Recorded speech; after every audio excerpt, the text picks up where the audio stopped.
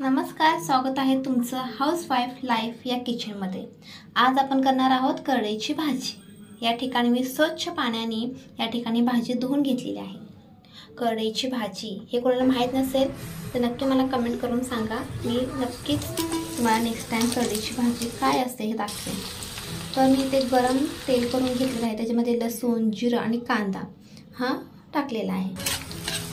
तो अतिशय सोनेरी कलरचा होईपर्यंत, म्हणजे जास्त पण नाही, थोडंफार सोनेरी कलर येईपर्यंत परतून घ्यायचं। आता तुम्ही म्हणाल की हे काय आहे, म्हणजे मी कोणत्या भांड्यात वगैरे भाजी बनवते, तर हे आहे माझा बिडाचा तवा। त्याच्यामध्ये मी डेली माझ्या भाज्या त्यातच बनवत असते, बिडाच्या तव्यामध्ये। तर याच्यामध्ये तुम्ही बघू शकता मी लाल तिखट टाकलेलं आहे, त्याच्यानंतर हळद पण टाकून घेतलेली आहे आणि ती छान अशी परतून घ्यायची। तुम्ही बघू शकता मी ते छान असं परतून घेते। त्याच्यानंतर तुम्ही याच्यामध्ये करडईची भाजी थोडी टाकायची, जास्त नाही।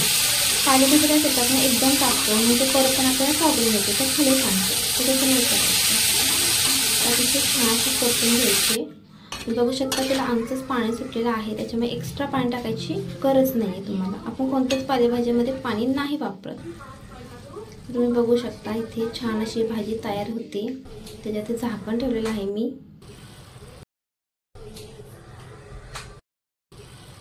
या ठिकाणी मी याच्यात झाकण ठेवून मीठ टाकून घेतलेलं आहे। त्याच्यानंतर मुगाची डाळ मी बराच वेळपर्यंत भिजत ठेवली होती, ती त्याच्यामध्ये मी टाकून घेतली।